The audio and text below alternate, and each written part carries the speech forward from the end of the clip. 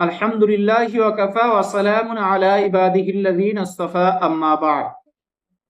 একজন ভাই প্রশ্ন করেছেন, 10ই মুহররমে আশুরার দিন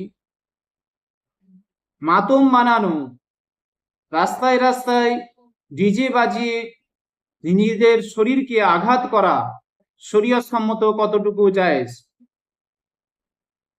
প্রিয় ভাইয়ের উদ্দেশ্যে বলবো, আজ 9ই মুহররম বৃহস্পতিবার, আগামীকাল 10ই মুহররম হবে ইনশাআল্লাহ। সেই জন্য মশলাটা খুবই গুরুত্বপূর্ণ মশলা, খুব গুরুত্বপূর্ণ প্রশ্ন।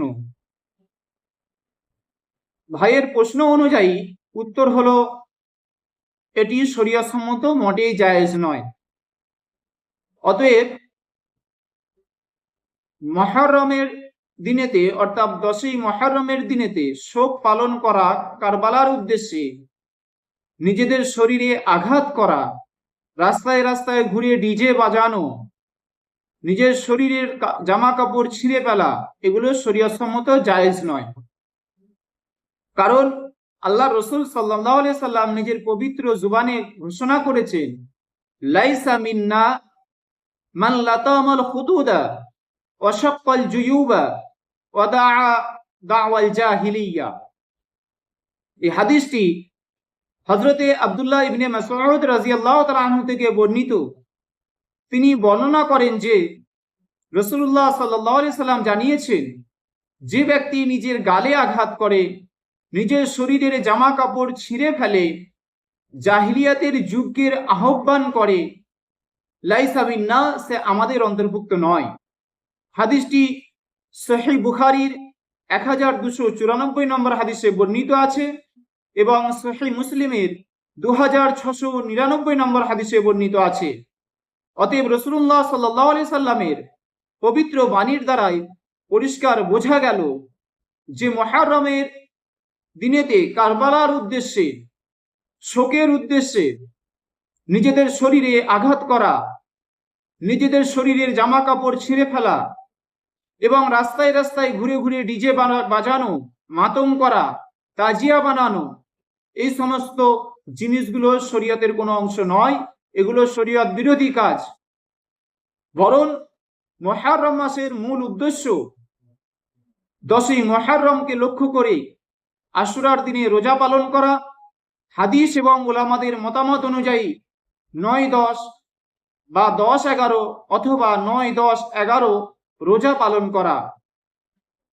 এবং উলামাদের আরো একটি মতামত অনুযায়ী, বেশ কিছু উলামাদের মত অনুযায়ী যেটা পাওয়া যায় সেটি হলো, 10ই মুহররমের দিনেতে নিজের পরিবারের প্রতি নিজের স্বাভাবিক খরচের থেকে একটু বেশি খরচ করা মুস্তাহাব বলেছেন। অতএব স্বাভাবিকভাবে যে খরচ আপনি আপনার পরিবারের প্রতি করেন, বা আমরা স্বাভাবিকভাবে যে খরচ নিজের পরিবারের প্রতি করি, 10ই মুহররমের দিনেতে তার থেকে একটু বেশি খরচ করা মুস্তাহাব। তবে আবার এই মুস্তাহাবটাকে ওয়াজিব, ফরজ বা সুন্নতে মুআক্কাদার দরজা দেওয়া যাবে না।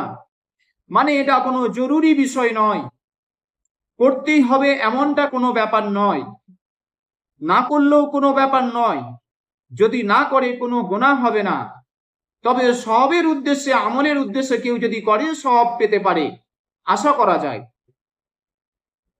সেই দিকে লক্ষ্য করে আল্লাহ রাসূল সাল্লাল্লাহু আলাইহি সাল্লামের বাণী অনুযায়ী মুহররম মাসের মূল উদ্দেশ্য যেটা, আশুরা রোজা এবং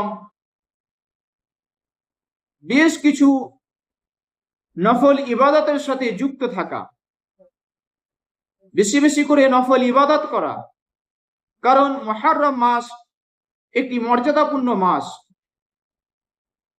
4টি মাসকে মর্যাদা দেওয়া হয়েছে, তার মধ্যে থেকে গুরুত্বপূর্ণ একটি মাস হলো মুহররমুল হারাম। এই মুহররম মাসকে অনেকটা গুরুত্ব দেওয়া হয়েছে। সেই জন্য আজ 9ই মুহররম, আগামীকাল 10ই মুহররম, সকলের কাছে আবেদন করব যে 9 এবং 10-এর রোজা যারা পালন করছেন আলহামদুলিল্লাহ, এবং আজকে যারা রোজা পালন করেছেন আগামীকাল পালন করবেন ইনশাআল্লাহ। যারা আজকে পালন করেননি আগামীকাল এবং পরশু অর্থাৎ 10-11 তারিখ রোজা পালন করবেন ইনশাআল্লাহ। কারণ আল্লাহ রসুল সাল্লাল্লাহু আলাইহি সাল্লাম নিজে রোজা রাখতেন আশুরার দিনে এবং সাহাবাদেরকে রোজা রাখার জন্য উৎসাহ দিতেন। সেই জন্য আমাদেরও কর্তব্য নিজেরা রোজা রাখা এবং অপরকে রোজা রাখার জন্য উৎসাহ দেওয়া।